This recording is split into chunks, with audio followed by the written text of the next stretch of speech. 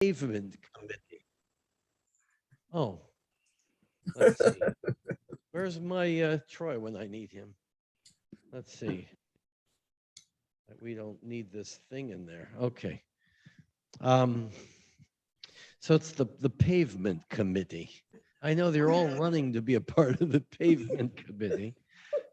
They didn't ask me to be on the Pavement Committee for very good reason, because I know nothing about pavements. Yeah, right. Do you want to do it with me?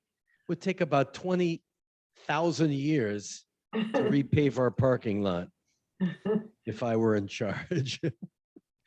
I'm a rabbi. I don't do cement. I wish them all luck because it's hi, good morning. Because it's a big project, it's a needed one too, unfortunately. That was the first thing when I came here. I said, oh, this beautiful synagogue and grounds, but boy, we need a new parking area. But it'll get done by the end of the year. So that it takes a lot of engineering. Beautiful parking lot. We have so much traffic coming through now with the school and the other school. So it becomes a safety issue too. Okay, those are the only comments you're going to ever get from me about driveways. All right, we're ready, everybody? Good. You should have two handouts now. There's a new one. We should have the one from last week. I hope you still have. And the new one, which is their copies right at the entrance here. It's such a beautiful room here. Can't wait till we have our lunches again and all that gradually. Here. Okay. All right, let's go back to where we were. We are discussing the role of the Nevi'im, of the prophets, and what they did to save early Judaism. It's not Judaism yet. It's biblical religion. It's ancient Israelite religion, values, whatever. We discussed how early Israelite religion originated from its milieu, historical milieu, literary milieu. And then, of course, reality sets in. There's always this gap between ideal and reality. And things never go as well as things are planned. And certainly in the early years, the idyllic years of Abraham and Sarah, in which they had very few problems with their neighbors in reality. There were moral problems with Sodom and Gomorrah and all these things going on in the world, but there were no direct attacks against the Israelite people. It was a very, have your grazing your sheep and contemplating the world and setting new ideas. But when you establish an area of political and sovereign control, you have issues such as bad guys in your neighborhood. Same as today. Assyrians, Babylonians, Arameans, Moabites, Edomites, Hittites, you name it. Philistines, they were really bad. And they're all around you. And so as things get more different, then you have things like earthquakes, which were very, very much part of the scene back then. You have to deal with questions that you never had to deal with before, and that is what?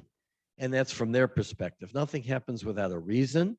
It's called, in fancy biblical terms, it's called Deuteronomic theology. That is that nothing happens to Israel or the world without a divine purpose. It's not the way we think today, but it is the biblical mindset. It's very important to understand that. Otherwise, you don't understand where the prophets are coming from. Very important. So the prophets are dealing with a situation of their world is changing, not always for the best. You have a lot of these horrible regimes threatening to destroy the little entity called Israel, and to the south, Judea. And so the question is that for the prophets raising, what is God trying to communicate to us by everything going on. Perhaps we asked the same question today, but it was extreme. We tend to separate God as being in control of all of history, of all events. But in the mindset of the Torah, the mindset of our ancestors living in the land of Israel, we had to know what God's thinking was. And that's what the prophets tried to do. And they tried to do it in a way so that the people would understand why bad things were happening to them, with also the sense that they're, after the lessons are learned as far as what is going on, there is a brilliant and wonderful future ahead. That's what they were trying to do. Every single one of the prophets of Israel. And we have the most magnificent literature because of that tension that perhaps has ever been written in the history of humanity. The beautiful words of Isaiah, and second Isaiah, and Jeremiah, and Ezekiel, and Amos, Hosea, and Joel, and Malachi we just read this last Shabbat. So the first thing that we read through the first beginning of the second chapter of the prophet Amos. Remember the sheep herder from Tekoa, who's 9. And by the way, just because we have only 9 chapters from Amos and we have 66 in Isaiah, divided 39 of first Isaiah, 27 from second Isaiah, doesn't mean that Amos was less popular. It probably only means either his tenure was briefer, but probably more because we don't have all of his writings. So it didn't mean that he was less important than the big guys who have much. Jeremiah, I think there are 52 chapters, and Ezekiel also about 50. And they certainly are important to our literature that we're going to discover here today. But certainly didn't mean that Amos was less important. I'm using Amos because he was very early, and he sets a very important tone. So the first thing that we mentioned, if you'll remember, we discussed all the sins of the Philistines, of the Ammonites, and the Moabites. They're ripping bellies of pregnant women and destroying raising ground, and just horrendous things of which the prophet says, don't worry, they're going to be called upon for their sins. And then when he gets to Judah and Israel, he says the same punishment will occur. But then when we look at the sins, we realize they're not the sins of Israel's neighbors. They were inconsiderate of taking the pledge from the poor and leaning on the post. You, Israel, you Judeans, you're supposed to be much more morally sensitive to what is going on. And of course, if you were a Judean or an Israelite and you read that, you would say, wait a minute, that's not fair. We're not murderers and rapists, but yet we're getting the same punishment. Amos, what is this? So Amos's response there is, sorry to tell you, but there's a double standard that you Jews, you Israelites, Judeans, are going to have to understand. It's called the paradox of Israel's selection. You should know better. You are a covenant people. Your standard is much higher. Don't expect the Assyrians. They don't have Leviticus and Deuteronomy and Kashrut and Shabbat and regarding the rights of the poor, whatever. But you do.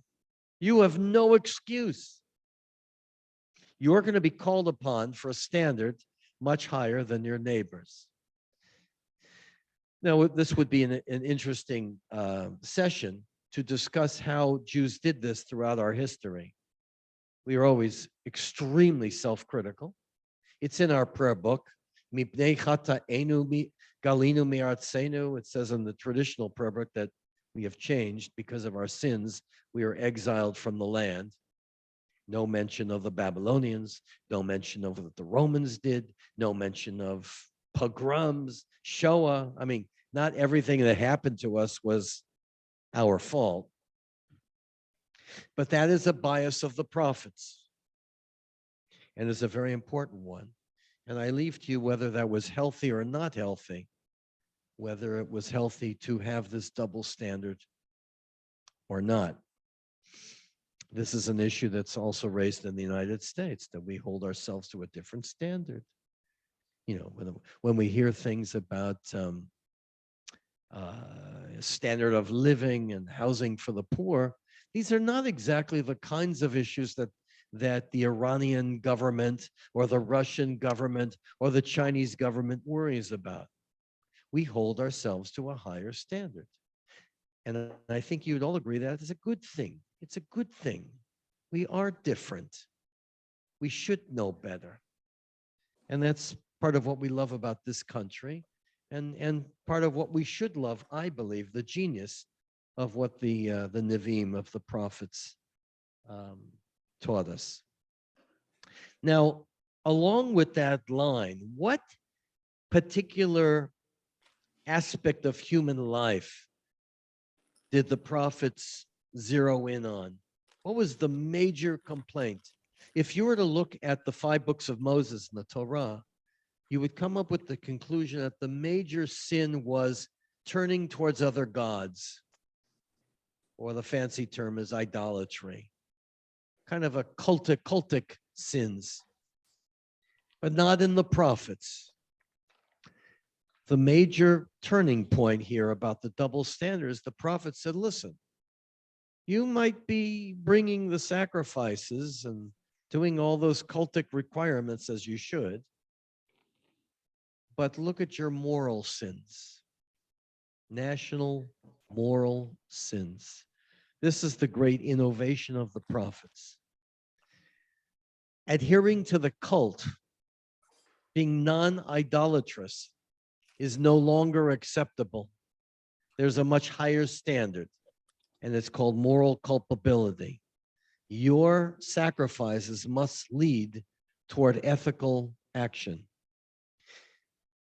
You could say, though, that what the prophets did was simply interpret what they already read in the Torah.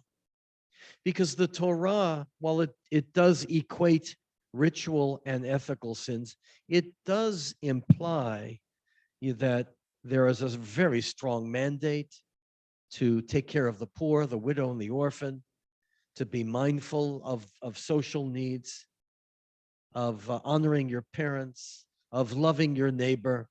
The Torah is not bereft of morality. So what the prophets, now they're coming to synagogue the same way we do, and I shouldn't say synagogue. We don't know exactly how they worshiped. But what they did was take the Torah and they pushed the moral agenda to the top of the list. In that sense,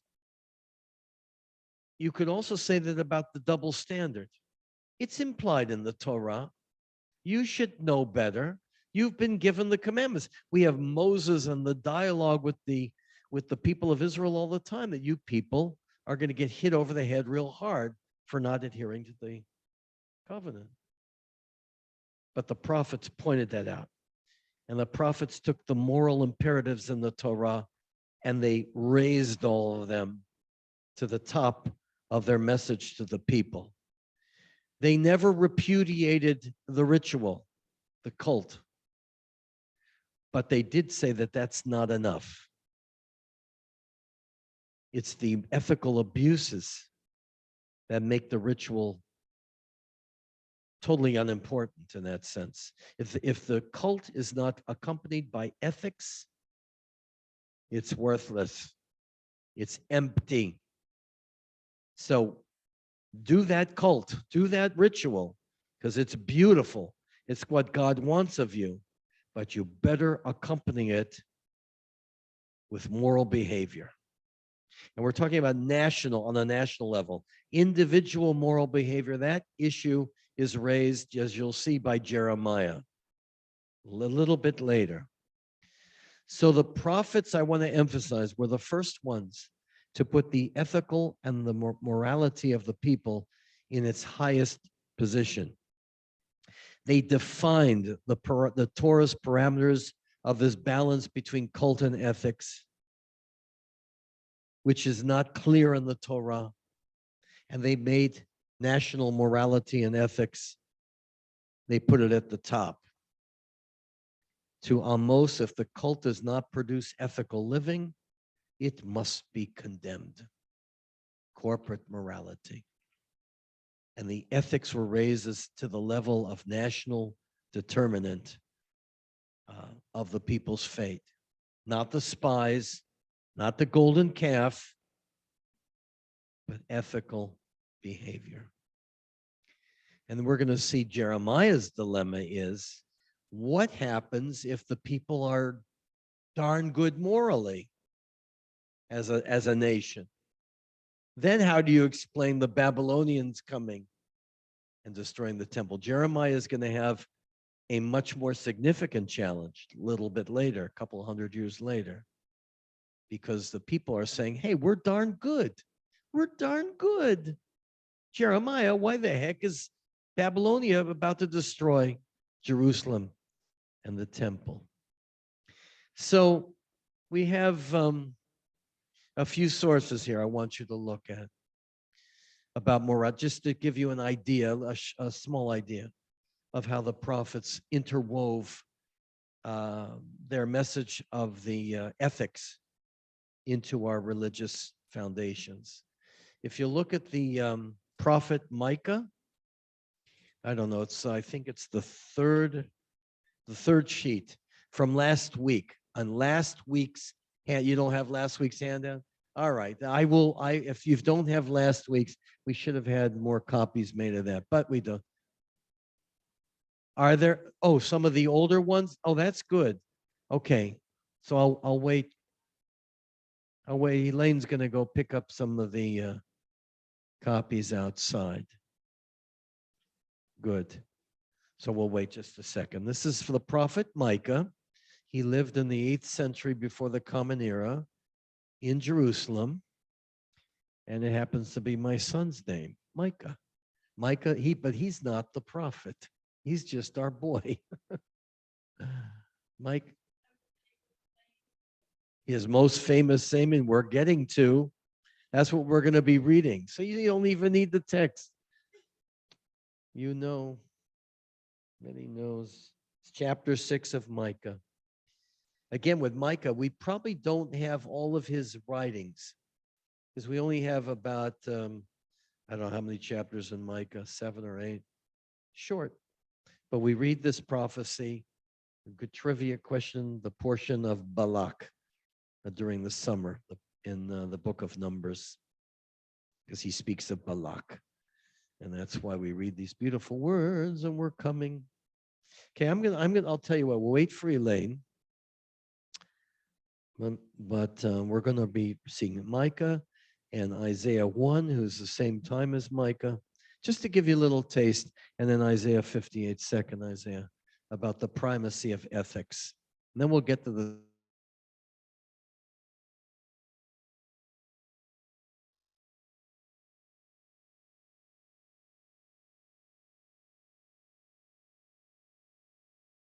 second of the 3 major controversies.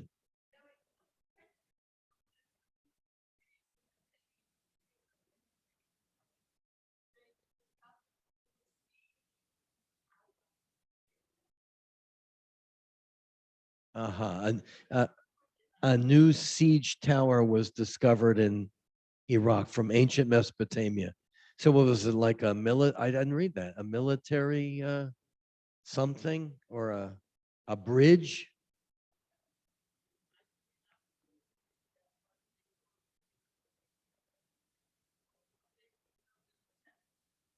Oh, for the ziggurats? Oh, so a bridge that leads up to the ziggurat. Very good. All right, so So now you people will be very attuned with these kinds of discoveries. Okay, well, let's look at Micah. It's on the 3rd page, and this is from the 6th chapter of Micah. And he writes, and I have it bracketed here, verse 6, with what shall I approach the Lord, do homage to God on high? Shall I approach him with burnt offerings, with calves a year old? Would the Lord be pleased with thousands of rams, with myriads of streams of oil? Shall I give my firstborn for my transgression, the fruit of my body for my sins? And verse 8, Higid lecha adam matov, u'madonai doresh mimcha. He has told you, O man, what is good and what the Lord requires of you, only to do justice and to love goodness and to walk modestly with your God. Then will your name achieve wisdom. Beautifully, beautifully written. What's very important here in Christian interpretations, this is kind of a deviation because this is a question we'll be addressing with John Barton when he speaks to us next month. In Christological interpretation of the prophets, they always saw everything as a rejection of the Old Testament, the rejection of Judaism, and a predictor of the coming of a New Testament, which Jesus and the whole business there. So in every Christian interpretation, the attempt was made that the prophets were trying to obliterate the cult.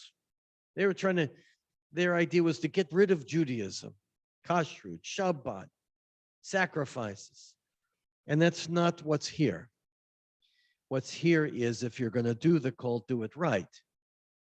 It's like your rabbi would say, there's no point in keeping kosher if you're going to go rob a bank the next day. That's absurd. But that doesn't mean that kashrut's thrown out. Micah never said get rid of the sacrifices, as all the prophets. They were simply saying accompany them with ethical behavior. We can see this if you turn the page. That's for the Yom Adonai. Let's see, I'm on chapter 58. Chapter 58 of the prophet Isaiah. If you see do you see that? The brackets there, verse 2.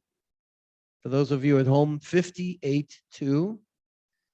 To be sure they seek me daily, eager to learn my ways, like a nation that does what is right, that has not abandoned the laws of its God. They ask me for the right way. They are eager for the nearness of God.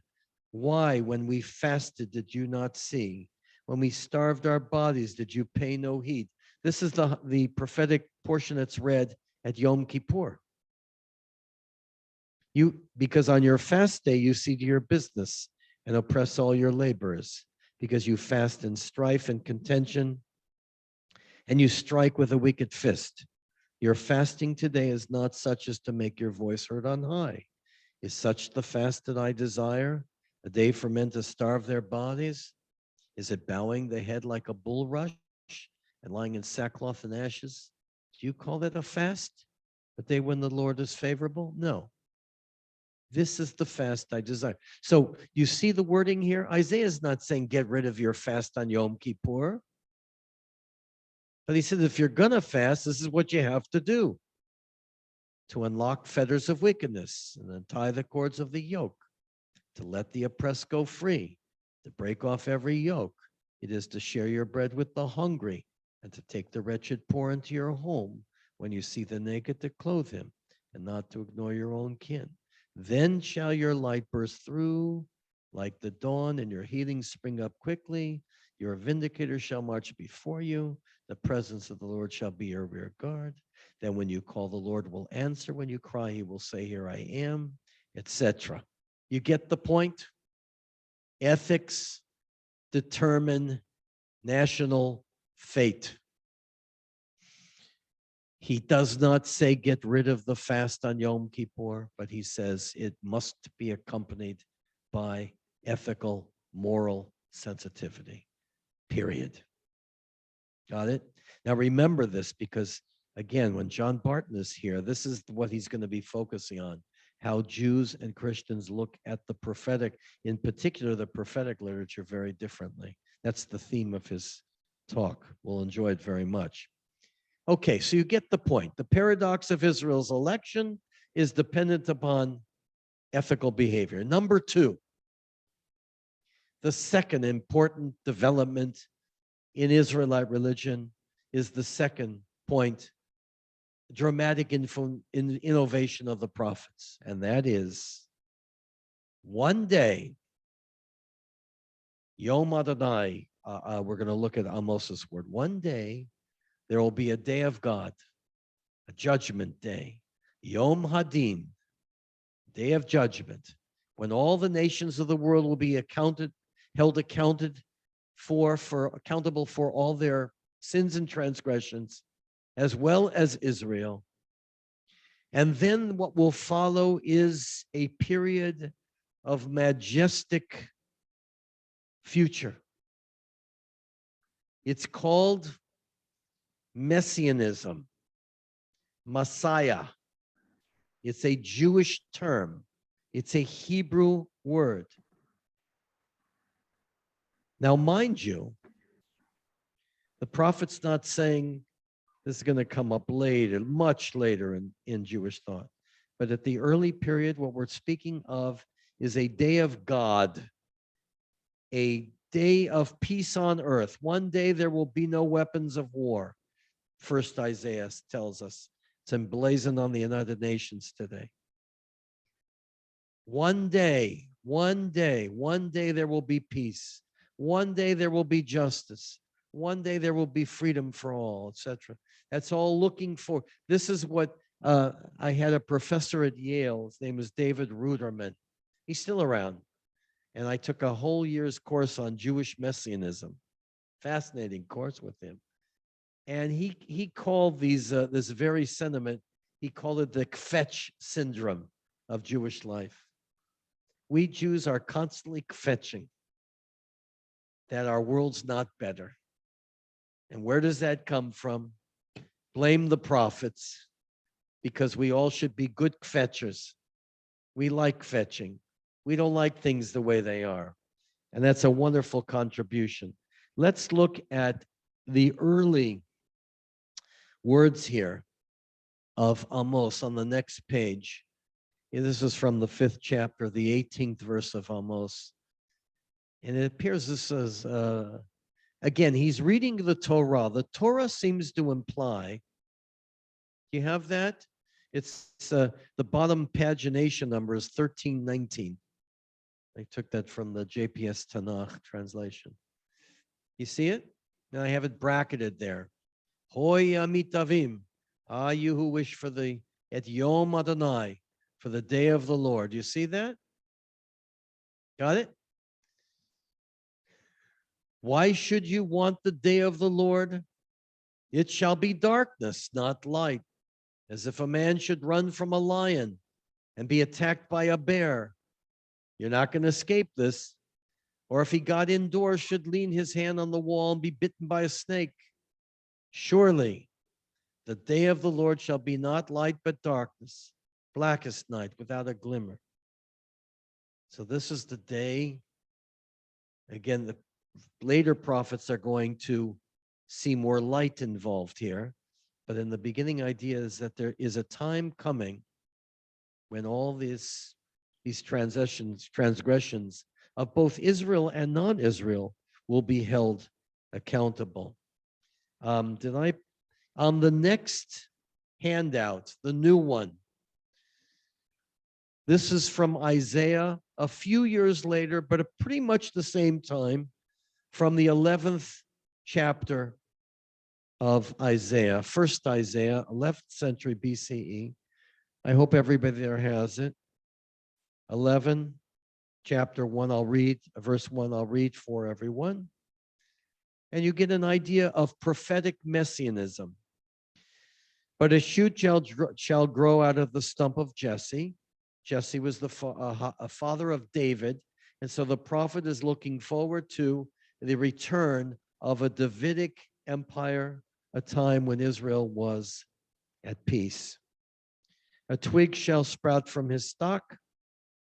The Spirit of the Lord shall alight upon him, a spirit of wisdom and insight, a spirit of counsel and valor, a spirit of devotion and reverence for the Lord. So somewhat to a Moses and or David figure. He shall sense the truth by his reverence for the Lord. He shall not judge by what his eyes behold, nor decide by what his ears perceive. Thus he shall judge the poor with equity and decide with justice for the lowly of the land. He shall strike down a lamb with the rod of his mouth and slay the wicked with the breath of his lips. Do you imagine living in a world where there's no more evil? Justice shall be the girdle of his loins, and faithfulness the girdle of his waist. And even the animal world will be at peace. The wolf shall dwell with the lamb, and the leopard lie down with the kid. I think of Saul Lieberman in my Talmud class when we would, and there was a reference in the Talmud to this verse. I never forget, I can hear his words saying, the leopard lie down with the kid, the leopard. So we always got a good chuckle out of that. The leopard, the calf, the burst of prey, and the fatling together. With a little boy to herd them, the cow and the bear shall graze. Their young shall lie down together, and the lion like the ox shall eat straw, etc. Go to verse 12 at the bottom of the page there, because this is important for Israel. He will hold up a signal to the nations and assemble the banished of Israel and gather the dispersed of Judah from the four corners of the earth. So in order for there to be a reign of peace, the Jewish people have to be returned to the land of Israel. This was a very powerful image to the early Zionists when they said, you know, huh? What do you mean the signal? What is the signal? Oh, Anes Lagoyim. It will be all the nations of the world will know what's going on. A nace, a banner, a flag. They'll know exactly what has to be done. And listen, we're still living in a time where we're pushing for Israel's acceptance among the nations of the world. Many see the fulfillment of prophetic vision here in modern Israel. Then Ephraim's envy shall cease, which is interesting, that the nation of the Jewish people, Israel, will no longer be at odds with each other. Ephraim is a symbol of the north, and Judah's harassment shall end. So the north will stop picking on Judah as well as the nations of the world. Ephraim shall not envy Judah, and Judah shall not harass Ephraim. What a great vision. One day, the Jewish people will be united, not all the same, but united at peace with each other. We're a long way from that, aren't we? They shall pounce on the back of Philistia to the west, and together plunder the peoples of the east. Edom and Moab shall be subject to them, and the children of Ammon shall obey them. So Israel won't have to worry about enemies anymore. The Lord will dry up the tongue of the Egyptian sea. He will raise his hand over the Euphrates with the might of his wind. Remember, Mesopotamia and Egypt? And break into 7 wadis so they can be trodden dry shod. Thus there shall be a highway for the other part of his people out of Assyria, such as there was for Israel when it left the land of Egypt, which is very interesting. In Isaiah, there is an acknowledgement that there were refugees from Israel living abroad already, but the vision is that they're going to come back along the highway back to the land of Israel. So what we see here is an important development in the thinking of the prophets. In that day, you can even see with the use of the words with chapter 12. I didn't outline it there. Bayom Hahu, and that day, and that day, and that day. In the future, there's going to be this glorious future of salvation for the Jewish people and for all humanity. This revolutionized the thinking of all the nations of the world. No other nation has literature like this. None. There was no universal plan. There was no vision that's called linear history. The idea that history is leading towards a denouement, towards a final passage, a glorious end. It doesn't exist anywhere. Only in the literature of ancient Israel, the prophets. I always tell our kids, by the way, when I used to have kids for their bar mitzvah, I said, listen, you're reading words from the 8th century before the Common Era. There's no other civilization in the world that's reading literature from the 8th century before the Common Era. These words of the prophets, even though they were written in their time, it should give you chills. We're still reading their words. It's still relevant. 2,800 years later, there's no comparable literature. And look at the innovation. Nobody was saying this. In fact, and the Jews had to hear this, that there was a divine scheme. It might be bad, black. There has to be judgment, but it's leading to a glorious future. It's called Messianism. It's the only reason why there eventually became a Christianity and Islam. It came from the wellspring. We're going to get to all those subjects, by the way. The wellsprings of Hebraic prophetic literature, and how this was all misinterpreted later.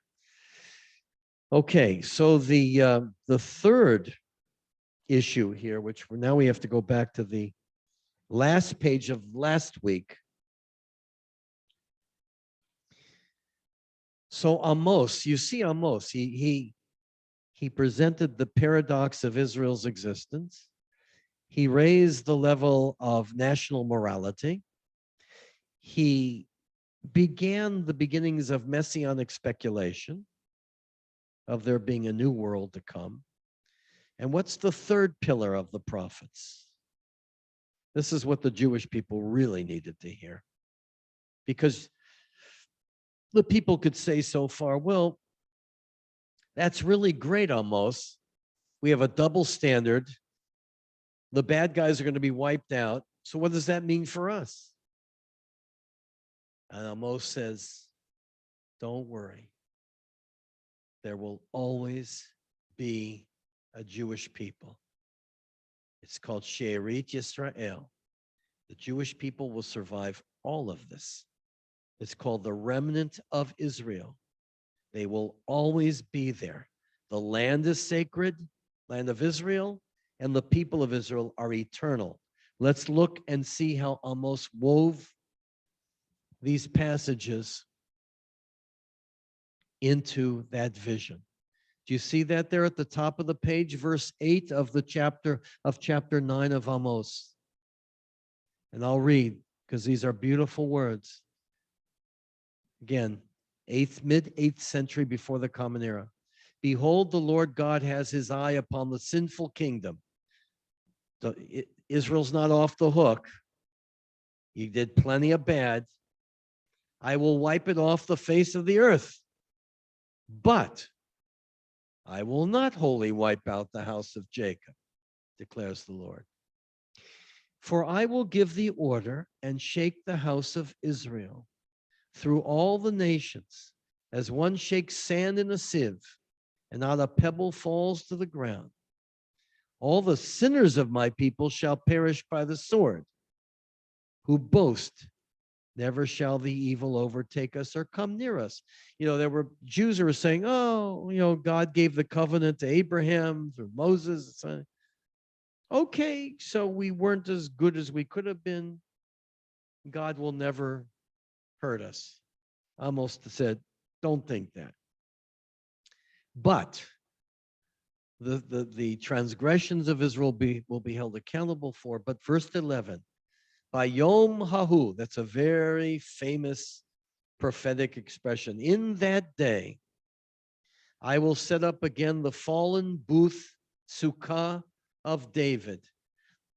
Remember, the sukkah was always a symbol of universal harmony and the redemption in history of the Jewish people. So the symbolism of Sukkot becomes extremely important here. And of course, the mention of the word David, the pillar of Jewish existence, the city of David, Jerusalem. I will mend its breaches and set up its ruins anew.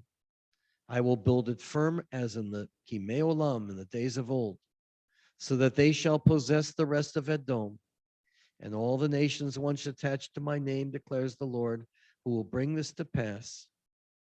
Hinei yamim ba'im. A time is coming, declares the Lord, when the plowman shall meet the reaper, and the treader of grapes, him who holds the bag of seed. When the mountains shall drip wine, and the hills shall wave with grain. Again, here's your messianic vision. And look at verse 14. I will restore my people Israel. They shall rebuild ruined cities and inhabit them. They shall plant vineyards and drink their wine. They shall till gardens and eat their fruits. And I will plant them upon their soil, never more to be uprooted from the soil I have given them, says the Lord your God. And we're living in a, on that note, and as mentioned, we're living through, I always think of my great-grandparents and the shtetls in Russia. They read these words. It was a complete, like a fairy tale. I always remind people, we are living through this.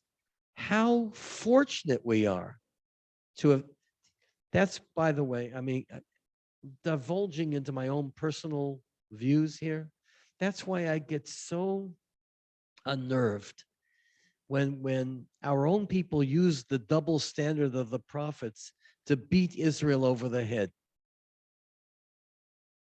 I want to stop it. We're a baby on the block. We've been fighting 23 nations around us, and look at the country that the people have built. Stop it already. We've got a world attempting to assault us and destroy us, and you're beating Israel over the head. Apartheid nation, boycott it, shouldn't live there. Jews shouldn't be here. Jerusalem should be split. There should be barbed wire again. What is this? Same old thing is right. So I'm a little sensitive to that, and I think we should all be. But that's my own particular view. Now, let's go to the next section. I had a little thing on wisdom literature, but we'll save that for next time. Now, moving ahead about 150 years. Yeah, about 150 years. Remember, the Assyrian destruction of the north was in 722, but you've got a bigger problem. The Babylonians in 586 BCE. Because remember, 722, we still had Judah. The Assyrians left. We don't know exactly why. The Judeans held them off. They had bigger battles to fight, I guess they felt. And Jerusalem was spared. The temple was spared. And Isaiah said, this is a great sign that God will never abandon our people. But 586, moving ahead, the Babylonians who had destroyed the Assyrians were the big monsters on the block. Nebuchadnezzar. Remember when Saddam Hussein had on his missiles fired into Tel Aviv in 1991, I believe it was, the Iraq situation there? And he had Nebuchadnezzar lives again or something like that on all of their missiles. It's just, weird. We're going back to the 6th century. And Saddam Hussein saw himself as carrying the banner of a Babylonian emperor, monstrous emperor in the 6th century before the Common Era. That what? What? I didn't hear? That's where they're still living in the past. Oh, we'll get to that part of the world eventually. So there was no greater tragedy. This, I don't want to make the full comparison because it is different, but it is comparable to the Shoah, the Holocaust of their era. Just imagine yourself, you're a Jew, and you're living in Judea or in Jerusalem. This is the only stronghold you have left. You have the remnants of the temple from Solomon, and you're seeing everything about to be totally destroyed. I mean, really destroyed. No greater tragedy. It made in 722, I made a note here, made 722 seem as a quote unquote little interruption. No temple after 586, no monarchy, no priesthood. And to the people, it meant the end of the covenant. Where is God? 2/3 of the Jewish people. We can start referring to Jews, by the way, because Jews come from Judah. And that we have the first reference in the biblical text at the end of 2 Kings to Jews. That's who we are. We are of the tribe of Judah from 586 BCE. 2/3 at least of our people were exiled from the land. A certain big chunk were killed off, and there were a few who remained. A total collapse. I want to paint that picture because you see how brilliant the prophets were. A total collapse of everything. Where is God? If you are mindful of the Deuteronomic theology, this didn't happen without a reason. Why did God do this to us? Were we that sinful? Now, if you are a pagan, there were no Arabs in the area left. That comes much, much later. Assyrians, Babylonians, they had nothing to do with any Arab population. But if you were a pagan, let's say, living in Assyria or Moab, and the Babylonians came, they destroyed your city, they destroyed your religious artifacts, razed everything, just like the Jews in Jerusalem. And there's ample historical record of that. Not because the pagans never wrote any defeat records, but we see that from the records of the Babylonians. Every time they went and destroyed a different kingdom, they look how the gods are on our side. Look who's powerful now, or lack of power. If you're a pagan, I think I mentioned this before in our classes, what this meant if you were defeated is that your gods were powerless. Your religious cult didn't do the job. They were just too weak. There are more powerful gods in the world. They destroyed your gods. Just get with it. Surrender. Become a faithful Babylonian, and the gods will be with you again. Because all these military victories only show that their gods are more powerful than your gods. A simple matter of God's victory over other gods' defeat, period. Yes. No. Entirely national wars. There was just military conquest, which had occurred all the time in the ancient world. Had nothing to do with religion, had to do with conquest of land. But in the backdrop was, as we mentioned with Mesopotamia, was the religious cult, which believed that nature was the power of the universe. So if you were, and I mentioned this with the Babylonian epic Gilgamesh, in which the hero Enkidu succeeds because he is a military hero, he's very strong, he's violent, and he's able to exercise his power over the other forces of nature. So if you have an empire like Babylonia, of course, they were all involved with conquest then. We're going to see the Babylonians defeated by the Persians. We're going to see the Persians defeated by the Greeks. We're going to see the Greeks defeated by the Romans, and on and on and on and on. It wasn't for religious wars. The first religious war was the Battle of the Maccabees against the Greeks, but we'll get to that. That's our next unit. These were empires. They were military machines, but they justified it. In their view, religion had nothing to do with, making everybody see the light. That's a medieval concept with Christianity and Islam, that religion is the truth that had to be imposed upon other weaker peoples.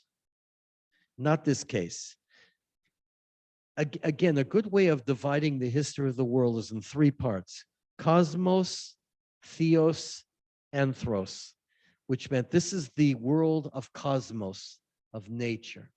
This moves into the medieval world, Christianity, Islam, and Judaism, we're talking about the West, into the area of theos, when everything's determined by religion and God. And then in the modern world, anthros means human being, when God is dethroned and everything's determined by human thinking and ideologies, which again, we're going to get into all that. But in this era, it's all about nature and power. My empire defeated your empire. But the problem if you're a Jew, our thinking is very different. Our God, which every Jew reads from the Torah, can never be defeated. What the heck is going on here? What does this say about our God? Defeated by the Babylonians? So while the prophets try to explain all this developing, now they had an even graver problem, because now everything is completely wiped out. Why was Judah destroyed? Now, in the Torah, in the 26th chapter of Leviticus, in the 28th chapter of Deuteronomy, we read in our synagogue what's called the Tochachot. And most of the sins that are enumerated there, the warnings, the Tochachot warnings, are about the sins of cult, of idolatry. We see this in the historical accounts in the books of Kings and Chronicles.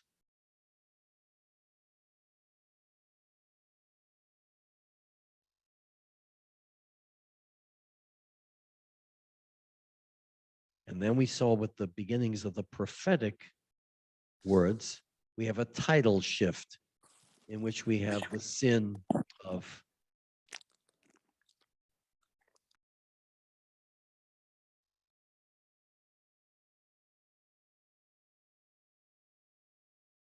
the fall of Babylon, of Jerusalem, are Jeremiah, Yechezkel, Ezekiel, Yirmiyahu, Yechezkel, and Yeshayahu Hasheni, second Isaiah, 40 through 66 of the prophet. Some scholars believe there were three Isaiahs, not terribly important. That there was an Isaiah when the Jews came back to Jerusalem, and then there was an Isaiah afterwards. But that detail, we can ask Professor Barton about that if we want. So these prophets, Jeremiah, Ezekiel, and second Isaiah, they inherited the messages that we just read of Amos, of Isaiah 1, of Micah, who all charged Israel with national and social injustices. For example, the dispossession of the masses, the perversion of justice in the courts, the exploitation of the poor, those things that we read about in Amos. In Jeremiah and Ezekiel, Jeremiah is in Jerusalem. He's witnessing the fall of the temple. Ezekiel was exiled before the fall of Jerusalem. He was from a Kohen family, priestly family, probably wealthy, very well educated part of Judea. He's writing from Babylonia already. He knows what's coming to the people. But it's interesting that scholars note that the same kind of social injustice judgment against the people of Israel is now absent.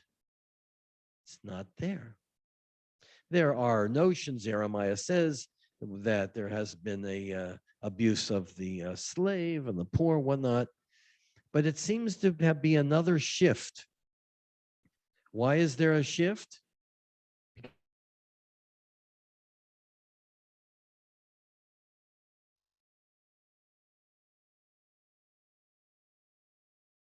Congregants, you're failing in your morality, your court system, everything. And you would complain. You say, wait a minute, Rabbi, we're doing a darn good job here.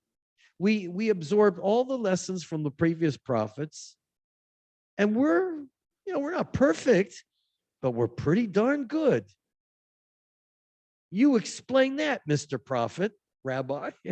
I wouldn't do that to you. Don't worry. I'm just trying to give an example. The nation as a whole is no longer indicted for national sins. But the switch is Jeremiah's got to think of another reason. Individual sins. You might run a pretty good congregation here, but it's Joe Smith over there who's a sinner, and that's the reason why you're falling apart. Individual sin, individual moral sin. This had never appeared before. But you see, the prophets are trying, they're groping, they're trying to find some explanation for what is going on to the people. And the people are saying, wait a minute, we're good. We have terrific courts now. We were adhering to the book of Deuteronomy and all the laws there. We're keeping the ritual laws. This shouldn't be happening to us.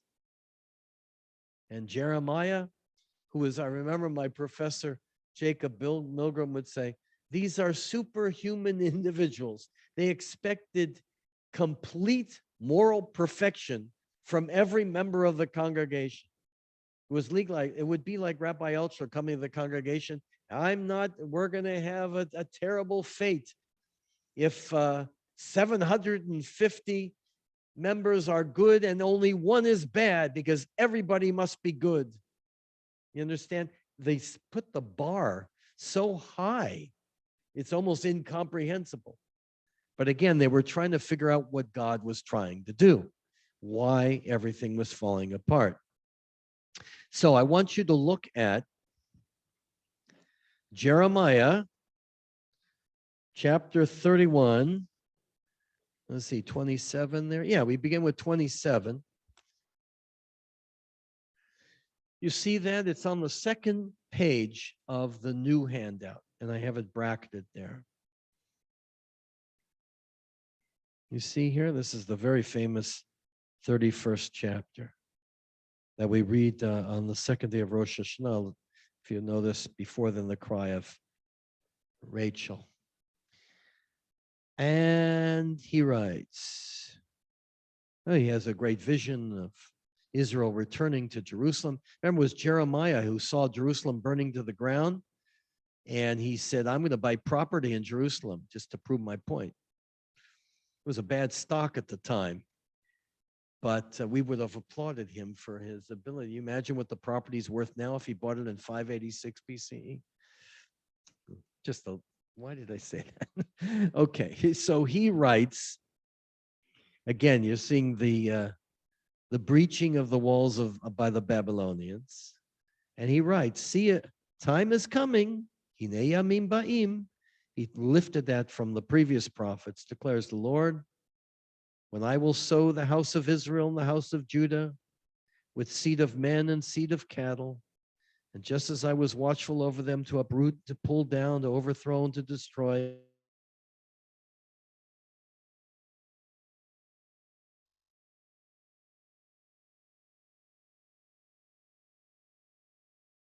they were capable of great sin, but the good things are coming. In those days, turn the page, they shall no longer say, this is the important part, parents have eaten sour grapes and children's teeth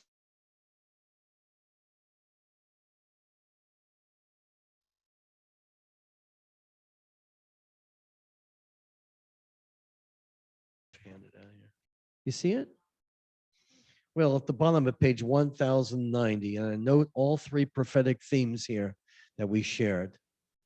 So the parents, you see that at the top, it's a little bit cut off. Parents have eaten sour grapes and children's teeth are blunted. I'm worried because you're not seeing that. Do you see it? It's at the top of the back of the second page in the new handout, not the old one, the new one. That's this week's one. There you go. Second page, back of the page. It says 1090 at the bottom. Yeah, that's the page from the Tanakh. So what it says there is the people were obviously saying what? We are being punished for the sins that our parents and grandparents committed. And that's not fair. And Jeremiah is agreeing with them. You're no longer going to be punished for the sins of your past. But in the future, look at verse 30. Everyone shall die for his own sins. Whoever so eats sour grapes, his teeth shall be blunted. It's individual morality that's going to be raised to the level here. And that is the reason you don't understand why God has to do this to us. You see, a time is coming. Look at verse 31. Declares the Lord, when I will make a brit chadashah. Those are loaded words. A new testament, a new covenant. The words New Testament come from this prophecy. To Christians, when they read this word, it means that it's a foretelling of the coming of Jesus. But when Jeremiah was writing, there wasn't even any concern at all. What he was talking about is a rebuilt Israel. Because the word covenant implies testament. They've translated Old Testament, New Testament. Covenant implies the same one that was made, as he even spells out, with the house of Israel and the house of Judah. In other words, the Jewish people will be reconstituted with a new constitution. Again, he's trying to explain why the bad stuff happens. And look how optimistic he is. It's all bad happening now because it's all going to be much better with the new reality. It will not be like the covenant I made with their fathers when I took them by the hand to lead them out of the land of Egypt, a covenant which they broke, though I espoused them, declares the Lord. In other words, that's when the people failed. But such is the covenant I will make with the house of Israel after these days, declares the Lord. I will put my teaching is, in the Hebrew, it's Torah. I will put my Torah into their inmost being and inscribe it upon their hearts. Every single Jew will have, he refers to this. He was a great lover of the book of Deuteronomy, Jeremiah. So there's a verse in Deuteronomy that says that in the future, the people's hearts will be circumcised. And he alludes to that verse, basically saying, what a wonderful thing that would be, that every Jew would be so automatically good and faithful to God and to Judaism. It would be like automatic, inscribed in our hearts. It's very ideal. But it was a way of encouraging the people not to give up. I will put my Torah into their inmost being, inscribe it upon their hearts. Then I will be their God, and they shall be my people. No longer will they need to teach one another and say to one another, heed the Lord. You got to do better. For all of them, from the least of them to the greatest of them, shall heed me, declares the Lord. For I will forgive their iniquities and remember their sins no more. Thus said the Lord, who established the sun for light by day, the laws of moon and stars for light by night, who stirs up the sea into roaring waves, whose name is the Lord of hosts. If these laws should ever be annulled by me, declares the Lord, only then would the offspring of Israel cease to be a nation before me for all time. In other words, the only way for you Jewish people to ever disappear is if God completely makes all the laws of the Torah disappear. In other words, that cannot happen. Otherwise, there will be no existence on earth. Thus said the Lord, if the heavens above could be measured and the foundations of the earth below could be fathomed, only then would I reject all the offspring of Israel for all they have done, declares the Lord. In other words, God would have to make a dramatic elimination. It wouldn't be the world as we know it. So if you're a Jew and you're watching your temple destroyed, it's almost like today's still Kristallnacht, by the way. You're seeing all your synagogues burned to the ground. We need a prophet Jeremiah to say, wait a minute. I know it's horrible. I know we haven't done the best we could as a people. I know you think you've done well, but we could do better. We're going to learn from this tragedy, and we're going to come back stronger than ever. Therefore, it is words like this that kept Judaism alive. Without Jeremiah, we wouldn't be here today. Do you understand the gravity of it? The people would have simply disappeared, become good Babylonians, and not given a darn about the fate of the Jewish people. It's gone, done. You can imagine some Jews running around saying, I've seen it. Forget Jeremiah. We're done. We're done. God's gone. It's finished. You know, the skeptics, the nihilists. But Jeremiah wouldn't let the people disappear. That's why I emphasize this, because without him, and of course we're going to see Ezekiel as well, second Isaiah, we wouldn't be here today. That's pretty dramatic stuff, but it's an amazing story. Good. Let's see what I also have here. The people, I note here in chapter 44, I didn't copy this, but Jeremiah shows a strain in explaining this, because a lot of the people rejected his words. They didn't believe him. They thought he was playing with them, on reflecting of the magnitude of the unfairness of the crisis upon them. And the question that scholars raise is, did the people accept Jeremiah's explanation? He was a very controversial figure. He was even imprisoned for a time. But we're still reading his words. And so ultimately, Jeremiah's words became, even 50 years later, because we know that second Isaiah, 50 years later, relied upon Jeremiah almost completely. And the idea here is that the reform of the cult is not enough.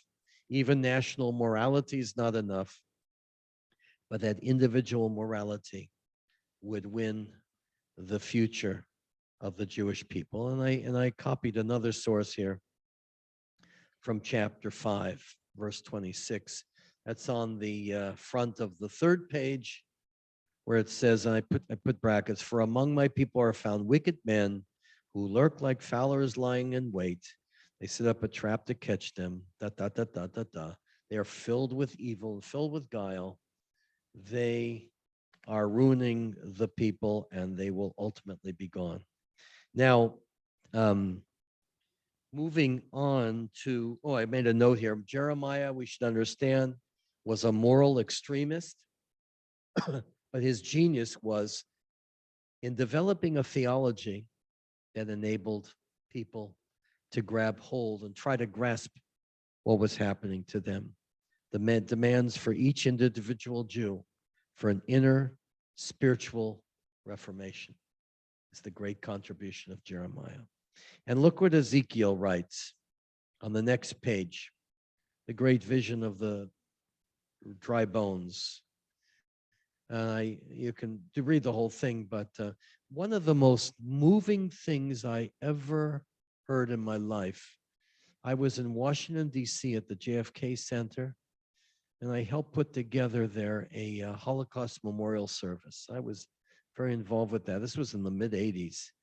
And I remember we had Tom Brokaw and all these very senators. And one of the guests we had was Orson Welles. Remember Orson Welles? Big fellow with the beard. He had this beautiful resonance in his voice. And he didn't say a word to the audience. We had like 2,500 people there. Didn't say a word to the audience. All he did was read chapter 37 of the prophet Ezekiel. That's all he did. He read it and he exited the stage, and everybody was in tears. Because, of course, it was a Holocaust memorial.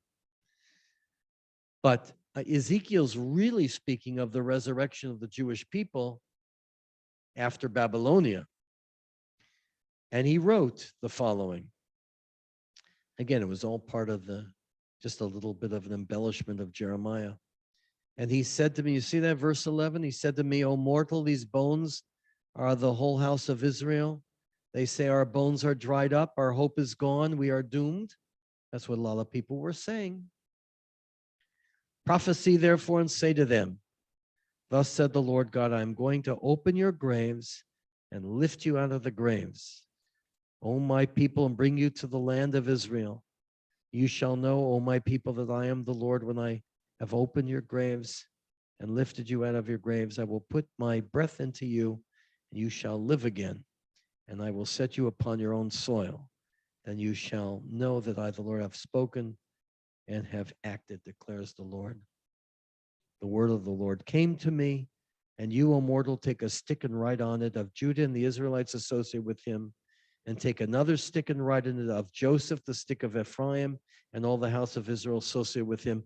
See, that's the uniting of the north and the south. It's one of the great dreams that we still have, that the Jewish people will be one, united, despite our differences. Bring them close to each other so that they become one stick joined together in your hand. Beautifully said. And when any of your people ask you, won't you tell us what these actions of yours mean? Answer them, thus said the Lord God, I am going to take the stick of Joseph, which is in the hand of Ephraim, and of the tribes of Israel associated with him, and I will place the stick of Judah upon it and make them into one stick. They shall be joined in my hand. Kind of a repetition, etc. And verse 24, my servant David shall be king over them. There should be one shepherd. Everybody's going to follow the laws of the Torah. Verse 25, thus thou shalt remain in the land which I gave to my servant Jacob, and in which your fathers dwell, and their children shall dwell there forever, etc., etc. So I hope you have a little vision here. And let me conclude with these words and see if we have a couple questions. It's a very powerful session here. I hope you agree. This is a watershed in our people's ancient history and our origins. Ezekiel, the prophet, and Jeremiah, the lonely prophet in Jerusalem, transformed Israel. Now, the naysayers here would say that these prophets transformed Israel from a pagan nation to a more mightier monotheistic one, from idolatry to monotheism. That is the usual explanation. But what's going on here, I hope I've given you a good picture. This is not a victory for monotheism. That already existed long before. Because if we Jews were idolatrous, pagan-like, then the people would have naturally embraced the gods of Babylonia. Because in a pagan mentality, their gods are stronger than my God. Period. Done deal. They would have upheld the victory of the Babylonian Empire, Nebuchadnezzar, as a victory of the gods of Babylonia, Marduk, Ishtar, and the whole group of them. And Israel, you have to understand, when these empires marched into your city and burned everything to the ground, they came with their propaganda. Look how strong we are. Look how great. Look how weak your gods are. We have remnants of this in our historical texts. But the fact is, the people might have complained to the prophets. We see glimmers of that. But they didn't become pagan. They were monotheistic before the fall. They were trying to come up with explanations as to how God could have done this to them. Israel merely needed and sought a new reason to survive as a people, to understand what happened to them. It's almost like the new theologies after the Shoah, Zionism, and all those things that helped explain or allow us to digest the gravity of what happened to us just last century. They went into exile. 2/3 or more of our people, probably up to 3/4. And they trusted God. These prophets worked wonders. Would he keep the people alive? They saw that they could stay alive. They saw that Judah could remain faithful to God even outside their national borders.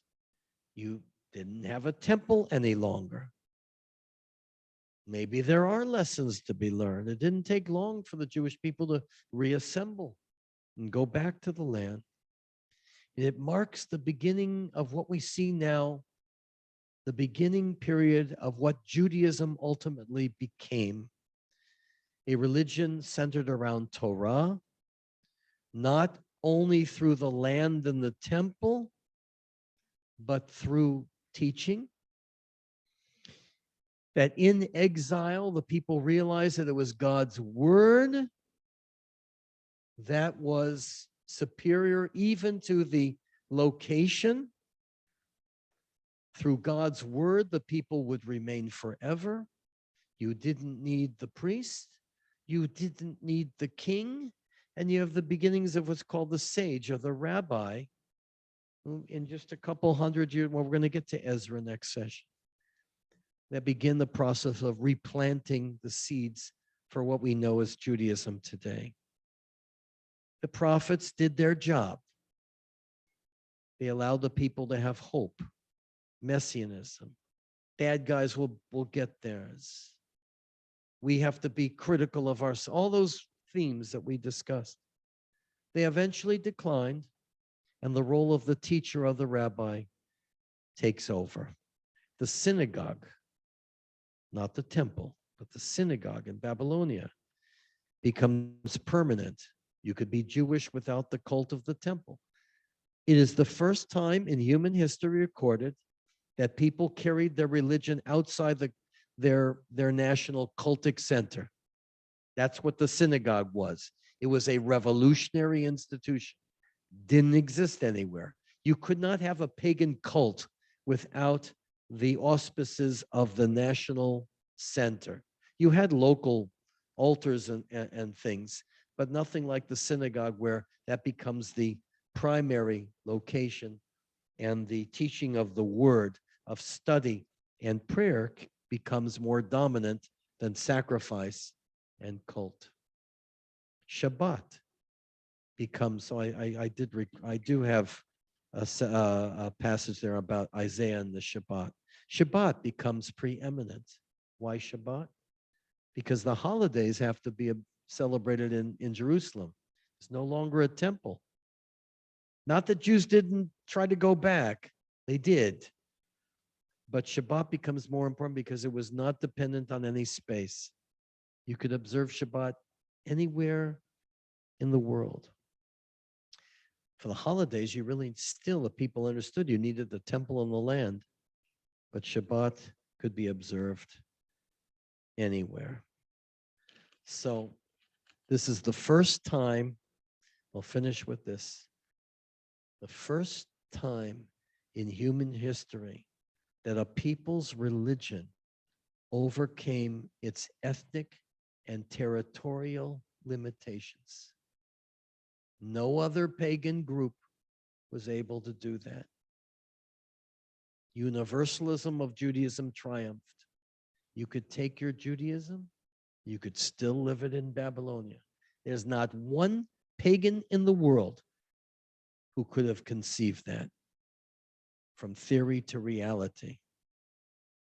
And of course, we'll see in 2nd Isaiah, the idea is that the people of Israel would become the light unto the nations of the world. and that people were converting now, becoming Jewish, embracing the covenant. Zionism, the rootedness of the land, but yet the universal mission of the Jewish people. This is an incredible thing that happened, that out of complete destruction, we are a really unusual people, came the seeds for replanting, rebuilding, renewing, and having hope, no matter what happened to us. That, my good people, is the contribution of the prophets. And next session, we're going to move on to the Persian period with Ezra and the rabbis. And it's perfect timing. We're getting closer to the story of Hanukkah. So we'll get to that hopefully too. I don't know where it's all going to come out. So any questions here? We have a few minutes. I hope you enjoyed that. I get very moved by, oh, look at all the people here. Do we have any questions from there? So unmute yourself. Let's take questions from above. Who would like to, Bert, you have a question I saw? No? No, just enjoyed the lecture. Thank you very Good, much. thank you so much. Anybody with a specific question? It's great stuff. I hope you're entering my world here that I love so much. In particular, I love the literature of the prophets. And Larry, I know Hey you. there. Hey, Hi Larry. there. As you know, you get two Jews in a room and you get three opinions. Were there any prophets who were around at the same time who disagreed with each other? Well, there are different nuances of, but that's a very interesting question, because we do have references of prophets who didn't like Jeremiah. We have names, they're mentioned in the text. So clearly there was opposition, but we know nothing about these people, their literature, whatever if they wrote anything, we don't know. But we do know from the in the book of second book of Kings at the end, when Jeremiah was having all kinds of difficulties, and in his own words, he was imprisoned by lackeys in Jerusalem who wanted to fight the Babylonians or whatever. There was all the political stuff in the air. And you're right, there was opposition. It wasn't an easy, in all these watershed developments that we're sharing here, there's always opposition. Progress takes time until it sets in. So we're still reading Jeremiah. He became already extremely popular 50 years after his unpopularity, which is that's an amazing story into itself. And so we're reading his words and not of his opponents. The same thing's going to happen with the rabbis. It took hundreds of years for the rabbis to weed out their opposition. And we're going to see this opposition pop up in different ways as we move forward. You're right. There's nothing in our history of a monolithic thought pattern here. There's always progress and opposition, different ideas. I've shared with you some of the, what could only be these very twisted and painful feelings that the people had watching their city and their temple destroyed, wanting to hold on to the past in a sense, and seeing this prophet try to redefine the reason why God was doing this to them. So you're absolutely right. It's hard to document all that opposition because we don't have any of their writings. They disappeared. Now we have, as I explained with Amos and Hosea, first Isaiah, they have different nuances, different types of literature, different ways of expressing the agenda. But basically there are three agendas again: the paradox of Israel's election based upon national morality, the vision of some messianic future, and the core belief of the survival of the Jewish people for eternity. And everything, all the other parts are, commentary and variations, expansions, but based upon those three major themes. But you're right. One of the problems, Larry, is we don't, as I mentioned, I can only imagine what the naysayers were like 50 years after the Jewish people were returning to Jerusalem. They were not worth reading anymore. They disappeared. But there clearly was opposition during the time of Jeremiah. He would not have been imprisoned if there wasn't. Very interesting character, but pivotal. And despite his opposition, we're still reading what he had to write. That's why he became so important. He inspired a whole new generation. Yirmiyahu. Oh, that's a good question. The question is, who decided to take the writings of these particular prophets and to canonize them in the Bible? That is a very good question and a very complicated one. In line with Larry's question, is obviously somebody dumped whole reams of literature that didn't fit the scheme that developed of what was. This is a very interesting process that takes place in the Talmudic argument about the canonization of the books of the Bible. We're gonna get to that. There are a lot of books called apocryphal literature and pseudepigraphal literature that didn't make the canon of the Bible, that the rabbis rejected. But that's going to be a subject coming up. In what is amazing is what the variety of the literature that the rabbis did include that seemed to be in contradiction to their own views. So it's a very difficult process. There have been books written about the canonization of the text, and that would be a good question to ask. Again, I'm dumping on Professor Barton, but this is his expertise. Save that question. What? Yes, saving. Oh, he's incredible. And a good introduction to his thinking is his book, A History of the Bible, when he does get into some of these subjects. But we will have him for an hour and a half. So just mark that keep all these questions, because this is exactly the kind of thing that we want to hear his views. No, by Zoom. He's going to be with us from Oxford. He really would come here, but his wife is not well, and so he can't leave her side. So this is the best we can do, but it'll work. It'll work. It's good that he does very few public appearances, I want you to know. Good question. That would be great. I don't know. Let's see how we can present all that. That's a good question. The tech is. Any other questions? Renee? Yes. It's on page 872, first paragraph. What struck me was this introduction of, yes, Judah and Israel will become friends again, but then it talks about they shall pounce on the back of Philistia to the west and together plunder the people of the east. Edom and Moab will be subject to them, and the children of Ammon shall obey them. That is such a difference within that same paragraph between how wonderful north and south will be and how they will rule over the surrounding lands. Can you comment on that? Yeah, well, I think it's there's a lot of different ways of ruling over other nations. There's no indication in the prophets that their goal was to see the Jewish people ruling over all the other nations.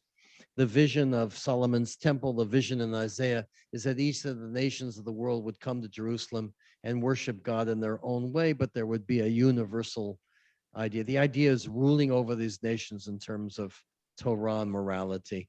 There's no indication there was an attempt to wipe out other nations around them.